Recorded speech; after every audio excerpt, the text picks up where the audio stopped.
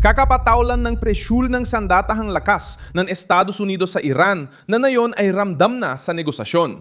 Sa gitna ng Lunes, ika-27 ng Abril, 2026, nagsimulang mag-alok ang Tehran ng muling pagbubukas ng kipot ng Hormuz, kapalit ng pagtatapos ng blokeyo ng Amerika sa kanilang mga daungan at pagtatapos ng aktibong yugto ng digmaan. Ang pinakamahalagang detalye ay ang hindi isinama sa alok. Ang programang nuklear ng Iran ay mapag-uusapan pa sa susunod na siya mismong ayaw palampasin ng Washington.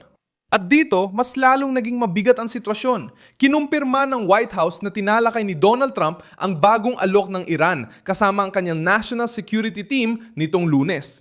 Ikukuwento ko lahat iyan pero ngayon siguradong gusto mong mag-subscribe sa channel para laging updated sa real-time na impormasyon at kalidad na pamamahayag ng Milson Alves News. Dumating ang alok sa mga regional tagapamagitan, pinangunggunahan ng Pakistan na nagpapakita ng malaking pagbabago sa tono ng Iran. Ilang linggo ring pinanatili ng rehime ng imahe ng lakas, isinara ang daanan, tumaas ang tensyon sa Golpo ng Persya at inakusahan ng Estados Unidos ng pamimirata.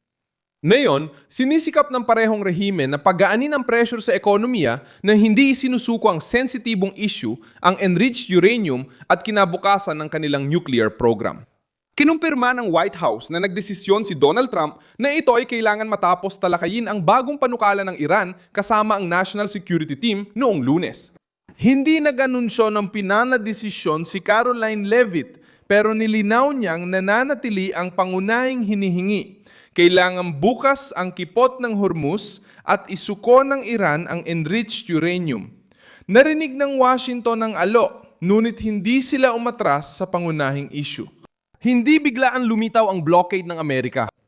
Inanunsyo ng Central na Command ng Amerika na nagsimula ang operasyon laban sa trapiko ng dagat na pumapasok at lumalabas sa mga pantalan ng Iran noong Abril 13 alas 10 ng umaga, oras ng silangan ng Amerika. Ang utos ay para sa lahat ng barko, anuman ang bandila na papasok o lalabas ng mga pantalan ng Iran. Ngunit hindi para sa mga sasakyang dagat na daraan lang sa Hormuz papuntang ibang bansa.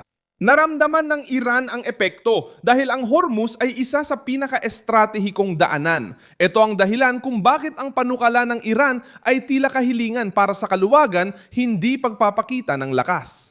Gusto ng Tehran buksan ulit ang Hormuz para muling makapagbenta, magtransporta at tumanggap. Ginamit ng rehimen ang daanan bilang sandatang pampulitika, ngunit naging pabigat ito sa Iran dahil sa tugon ng Amerika. Habang tumatagal ang pagharang, humihigpit ang pera, nababawasan ang daloy sa daungan at nahihirapan ibenta ang imahe ng paglaban. Lumalakas din ang presyon sa militar. Ayon sa mga source ng depensa, 3 grupo ng US aircraft carrier ang nagsimulang mag-operate sa kanilang area of responsibility kasama ang 200 eroplano Siyam na Arleigh Burke-class destroyer at 15,000 mandaragat at mga marino.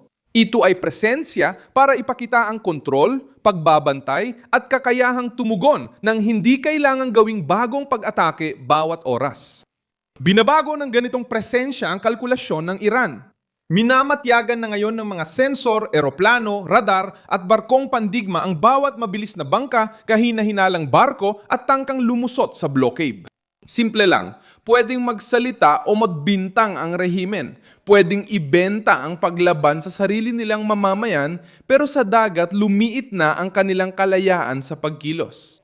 Lalo pang pinatibay ng pagkakasabat sa barkong pangkarga ng Iran malapit sa Hormuz ang ganitong pananaw. Ayon sa balita, nais ng Iran mapanatili ang daloy ng pera nang hindi isinusuko ang tingin nilang garantiya sa pampulitikang kaligtasan. Ang pressure ng Amerika ay talagang ginawa para pigilan ang ganitong laro. Ang blockade ay kumukuha ng ekonomikong oksiheno habang ang presensya ng militar ay pumipigil sa Tehran ng Iran na gawing totoong kontrol sa kipot ang kanilang banta. Kasabay nito, nagmadali ang Iran sa Moscow. Si Abbas Araghchi ay nakipagkita kay Vladimir Putin sa Sao Paulo. At pinuri ng Pangulong Ruso ang paglaban ng Iran sa harap ng pressure mula sa Amerika at Israel.